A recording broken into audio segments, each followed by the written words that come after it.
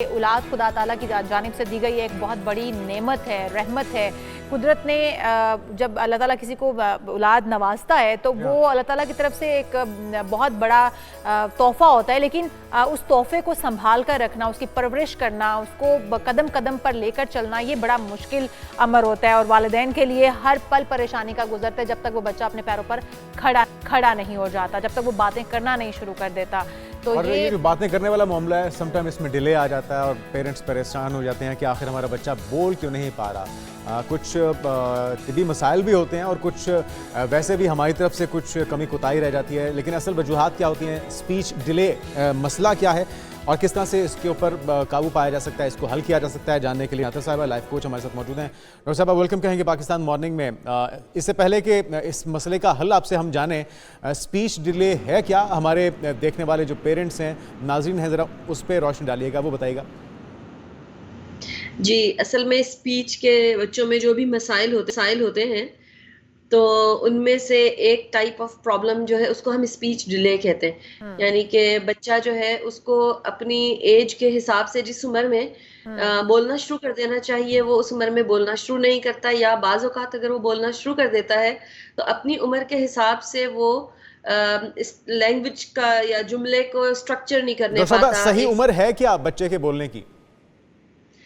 अगर हम ये देखें तो बच्चा तो बैबलिंग तो आप देखें चंद महीने की उम्र से स्टार्ट कर देता है। ये जो बैबलिंग होती है ये सिर्फ बैबलिंग नहीं होती है, ये बेसिकली वो हमें मिमिक कर रहा होता है, इमिटेट कर रहा होता है कि हमसे ही वो बोलना सीख रहा होता है। ठीक है, और आप देखें तो ये 6, 7, 8 महीनों से ये बच्चा स्टार्ट कर देता है और उसके बाद मुख्तलिफ एज के अंदर, ऑल्दो कि इसके लिए एक बहुत प्रीसाइज से एक वो स्केल बना हुआ है कि जी इस एज में बच्चे ने इस तरह अल्फाज बोल देने हैं, लेकिन ये इतना 100% नहीं होती चीजें। ठीक है, तो अगर इसमें थोड़ा बहुत आगे पीछे हो भी जाए तो हमें इस पे इतना ज्यादा परेशान होने की जरूरत नहीं होती कि हमें लगे कि हमारे बच्चे के साथ कोई बहुत ही सीरियस किस्म का मसला डॉक्टर साहब, एक तो स्पीच डिले जो कहा जाता है वो किस वजह से होता है? क्या कोई इसको कमजोरी बच्चे की कहा जाए, कोई बीमारी की सूरत में ये आता है, या फिर ये जिस तरह आप कह रहे हैं कि कुदरती अमल है, कुछ बच्चे जल्दी बोलना शुरू कर देते हैं, कुछ लेट बोलना शुरू करते हैं, ये भी उसी का एक हिस्सा है?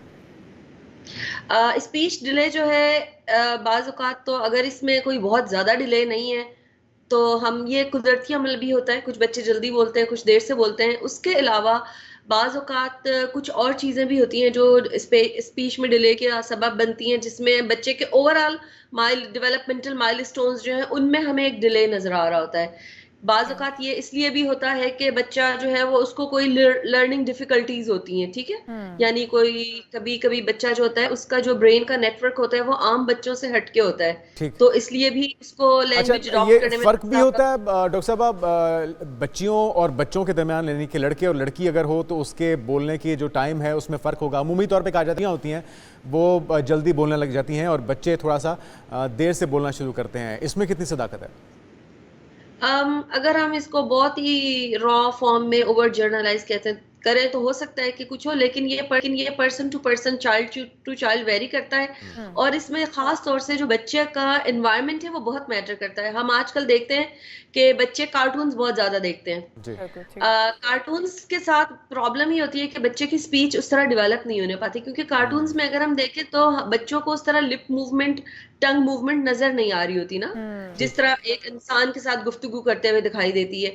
तो उसमें फिर बच्चों को ये प्रॉब्लम होती है कि या तो वो सही स्पीच नहीं अडॉप्ट करने पाते, या वो कंफ्यूज रहते हैं और वो स्पीच का वैसे ही उनके अंदर डिले आ जाता है, या ये कि उनके एनवायरनमेंट में ऐसे लोग नहीं हैं कि जो उनके साथ बातचीत कर सकें या कर सकें। अच्छा, ये एनवायरनमेंट से एक चीज़ मेरे माइंड में आई डॉक्टर साहिबा कि एक हमारी कुछ अपनी रिलेटिव्स थे जिनका बच्चा बहुत मुश्किल से मतलब बोल नहीं पा रहा था, तो उसे डॉक्टर के पास लेकर गई और डॉक्टर ने उनसे पूछा कि ये किसके पास ज़्यादा रहता है, ये कौन इसको लुक आफ्टर करता है, तो उन्होंने बताया नैनी करती हैं। अब उन्होंने नैनी के बारे में पूछा कि नैनी को बुलवाएं या लेकर आएँ। नेक्स्ट विजिट में वो भी लेकर गई तो वो पठान थी नैनी। अब बच्चा पंजाबी फैमिली का बच्चा है, उसके पेरेंट्स जो वो उर्दू बोलते हैं या पंजाबी बोलते हैं, तो वो बच्चा, उन्होंने कहा था कि डॉक्टर ने कहा ये वजह है उसके ना बोल पाने की, क्योंकि वो समझ नहीं पा रहा। वो 24 आवर्स जो है वो नैनी के पास रहते हैं और नैनी की ज़बान जो वो पश्तो है, तो वो उसी के साथ कम्युनिकेट करती है अपनी ज़बान में, इसलिए बच्चा सीख नहीं पा रहा। तो ये कितना ज़रूरी है कि हम इस चीज़ के ऊपर ध्यान दें कि जो बच्चे के साथ हम उसी ज़बान में बात करें जो उसकी मदर लैंग्वेज है, तभी वो ज़्यादा अच्छे से सीख पाएगा। हो सकता है कि किसी केस के अंदर ये वजह रही हो, लेकिन अल्लाह सुब्हाना व ताला ने इंसान को बहुत अमेजिंग सलाहियतों के साथ पैदा किया है। उसमें बच्चे के अंदर ये सलाहियत मौजूद है कि वो एक वक्त में एक से ज्यादा लैंग्वेजेस को सीख सकता है। ठीक है।